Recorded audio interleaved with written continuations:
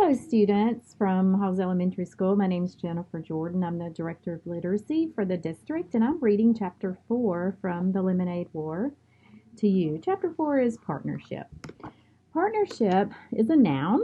It's two or more people pooling their money, skills, and resources to run a business, agreeing to share the profits and losses of that business.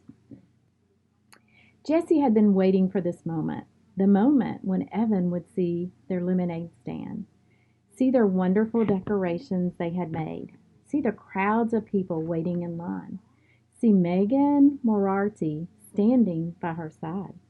He would see it all and be impressed. He would think to himself, wow, Jessie is one cool kid. She sure knows how to run a lemonade stand right. And then he'd jog over and say, hey, can I help out? And Jessie would say, sure, we were hoping you'd come over. And it would be like old times. Why hadn't it worked out like that? With one part of her brain, Jessie continued to take money from customers and make change. That was the part of the brain that worked just fine. With the other part of her brain, Jessie went over what had happened with Evan. That was part of her brain that tended to run in circles. She and Megan were selling lemonade. Business had been good. Then Mrs. Polly, a neighborhood mom, walked up. She had a bunch of kids in the backyard running through the sprinkler, and now they wanted 12 cups of lemonade. 12! It was the biggest sell of the day. Megan got cracking, pouring the lemonade, and Jessie took the 6 singles that Mrs. Polly handed her. All the kids from Mrs. Polly's backyard were chanting, lemonade, lemonade, lemonade. A fly buzzed by Jessie's ear. They'd been having a problem with flies because of the sticky lemonade spills on the stand, and she cocked her head to the side to shoo it since her hands were busy with the money. And that's when Jessie looked up and saw Evan standing there, staring. So she smiled, but he didn't smile back. So she waved. Even though she had all that money in both hands, she waved so he'd know that she was happy to see him. And then he stalked off, all stiff-legged and bristly. And she never got to say, sure, we're hoping you'd come over, like she had rehearsed in her head. And just then, Tommy Polly, who was 2 years old, pulled down his bathing suit and peed right on the lawn. And Megan laughed so loud, Jessie was sure you could hear it all over the neighborhood. That's what had happened. That's exactly what had happened. But Jessie knew something else entirely had happened, and she didn't get it. The way she didn't get a lot of things about people. All she knew was that the sight of Evan walking away from her for the second time that day, made her feel so sad and alone that she just wanted to run home to her room, curl up on her bed with Charlotte's Web. Hey, Madam Cash Register, said Megan, nudging her. You're falling behind. Ring 3 for this lady and 1 for this kid here. Jessie turned away from the retreating figure of Evan. That's $1.50, she said to the woman standing in front of her. She took the $5 bill the woman was holding out and made change from her lockbox, focusing all her energy on the part of her brain that worked just fine. It's true when Evan first walked out of the garage, Jessie had banged up to her room and tried to think of every possible way that she could make his life a living misery. She thought about telling Mom that Evan was the one who broke the toaster by playing hockey in the house, which was not allowed. She thought of taking back every one of her CDs from his room, even though she knew that would mean she'd have to give back all of his CDs. She'd even thought of putting peanut butter in his shoes. This was something she read in a book, and she loved to imagine the moment of horror when he'd think he'd somehow gotten dog dew inside his shoes. But when these ideas had finished bouncing around in her brain, and when her breathing had returned to normal and her fists weren't clenched at her sides anymore, she knew that what she really wanted was to get the old Evan back. The one who was so much fun to be around, the one who helped her out of every jam. Like when she ate all of the Lorna Doones that Mom had set aside for Girl Scout meeting, and Evan had ridden his bike to the 7-Eleven and bought a new package before Mom noticed. Or when she'd accidentally, well, not accidentally, but how was she supposed to know, picked the red flowers in Grandma's garden that were a hybrid experiment. Evan had said they'd both done it so that Grandma's disappointment was spread around. Or the time that Jessie had smashed the ceramic heart that Daddy had given her because she was so mad that he had left them. And then, when she had cried about her broken heart, Evan had glued every single last piece back together again. She wanted the Evan who was her best friend. But Evan didn't want her because he thought she was a baby and she was going to embarrass him in Mrs. Overton's class. So she had to prove to him that she was a big kid, that she could keep up with the crowd, that she could fit in, even with his fourth grade class. I'll show him I can sell lemonade too. She's thinking about this. Just as good as him and Scott. I won't embarrass him. So Jessie got down to business. She knew she needed a partner. From past experience, she'd learned that having a lemonade stand alone wasn't considered cool. It was considered pathetic. And her partner would have to be a fourth grade girl, because that's what this was all about, showing she could fit in with the fourth graders. So the question was who? It had to be a girl who lived in the neighborhood, or at least close enough to bike to her house. And it had to be someone that Jessie had talked to at least once. No way she could call up a girl she'd never talked to. And it had to be someone who seemed nice. The last part was a problem, because Jessie knew that she often thought people were nice, and then they turned out to be not nice. Case in point, those second grade girls. So Jessie decided it had to be someone who Evan thought was nice. Evan knew about these things. He was the one who had explained, with his big arm around her shoulder, Jessie, those girls are making fun of you. They are not nice. When Jessie thought about all these different requirements, there was only one obvious answer. Megan Moriarty. She lived less than 3 blocks down the street. Jessie had said hi to her a few times while biking in the neighborhood. And Evan must have thought she was nice because Jessie found a piece of paper in the trash can with Megan's name written all over it. Why would he cover a page with her name if he didn't think she was a nice person? So Jessie went to the kitchen and climbed onto a stool so that she could reach the cabinet over the stove. She took down the school phone book and looked through the listings for both of last year's third grade classes. No Megan Moriarty. Duh. Jessie remembered. She'd moved in halfway through the school year. With a sinking heart, Jessie checked the town phone book. No Moriarty family listed on Damon Road. Okay, said Jessie, slapping the phone book shut and putting it back in the cabinet over the stove. Time for Plan B. Jessie went to the hall closet and got out her backpack, which had been hanging there, empty since the last day of school. Inside, she put 3 cans of frozen lemonade from the freezer and her lockbox full of change. She put her $10 bill still paper clipped to last year's birthday card from her grandmother in her top desk drawer. Then she went to the garage, strapped on her helmet, and rode off on her bike. As she left the driveway, she could see Evan and Scott's lemonade stand on the corner. But she was careful not to make eye contact. She didn't want to talk to Evan until she was ready to, ta-da, impress him. Her heart leapt when she imagined him ditching Scott to be with her. Megan's house was so close that Jessie got there in less than 30 seconds. And less than 30 seconds wasn't nearly long enough for her to plan what she was going to say. So she rode back and forth in front of the house about 15 times, trying to find the right words. "What are you doing?" a voice shouted from the upstairs window. Jessie slammed on her foot brakes and looked up. Megan was staring down at her.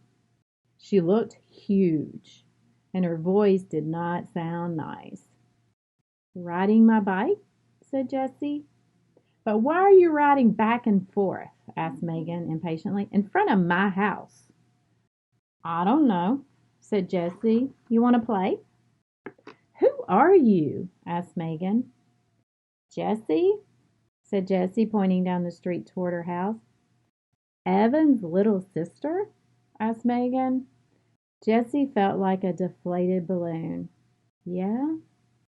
"Oh," Megan said. "I couldn't tell 'cause of the helmet." So Jessie took the helmet off. "So you wanna?" she asked. There was a long pause. "Where's Evan?" asked Megan. "He's out somewhere with a friend," said Jessie. "Oh," said Megan. Jessie looked down at the ground. "People tell you things." Evan had once told her with their hands in their faces and the way they stand. It's not just what they say. So you got to pay attention, Jess. You got to watch for these things they're saying, not with their hands. Jessie looked back up. It was hard to see Megan at all. She was so far up and behind that window screen. She sucked in her breath. "Do you want to do something?" After a long pause, Jessie started counting in her head. 1,000, 2 1,000, 3 1,000, 4 1,000, 5 1,000, 6 1,000. "Sure," said Megan. Then her head disappeared from the window. A minute later, Megan was at the front door. "Hey," she said, opening the screen. Jessie raised her hand in something that was halfway between a wave and a salute as she walked in. Her sweaty bangs stuck to her forehead where the helmet had smashed them down. She was so nervous about saying something stupid, she didn't say anything at all. Megan leaned across the banister of the stairs and crossed her arms. "So?" said Jessie. She stared at Megan, who was fiddling with 7 or 8 band bracelets on her arm. Jessie counted 2 Live Strongs, 1 Red Sox World Champs, 1 March of Dimes, and 1 Race for the Cure. "What's that?" she asked, pointing to a band bracelet with tiger stripes. Megan stretched it off her wrist and gave it to Jessie. "It's for the Animal Rescue League. My mom gave them some money, so they gave us this and a bumper sticker. I've got 22 band bracelets." "Cool," said Jessie, handing the bracelet back. Megan flipped it back on. She continued to play with the bracelets on her arm, running them up and down, up and down. "So, what do you want to do?" asked Megan. "I don't know," said Jessie. I don't know, let me think. We could have a lemonade stand?" "Ew," said Megan, sounding bored. "Oh, come on. It will be fun. Come on." "We don't have any lemonade," said Megan.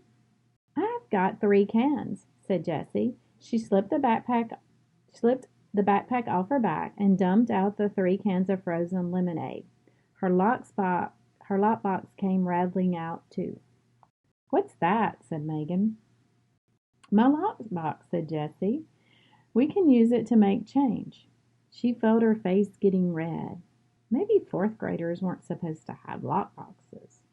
"How much money have you got?" asked Megan. "You mean in change or all together?" Megan pointed at the lockbox. "How much is in there?" $4.42. 14 quarters, 5 dimes, 3 nickels, and 27 pennies. Jessie didn't say anything about the $10 she'd left at home. Both of Megan's eyebrows shot up. "Exactly?" she asked. What did those eyebrows mean? Jessie wondered in a panic. Why was Megan smiling at her? "Jessie," Those girls are making fun of you. They are not nice. Jessie didn't say anything. She had a sick feeling in her stomach. This was going to turn out badly. Megan straightened up. Wow, you're rich, she said. Want to go to 7-Eleven? We could get Slurpees. But Jessie pointed to the cans of lemonade on the carpeted hallway floor. The frost on them was already starting to sweat off. We could do a lemonade stand later, said Megan. Maybe. Jessie thought of Scott and Evan, rocking up sales 2 blocks down.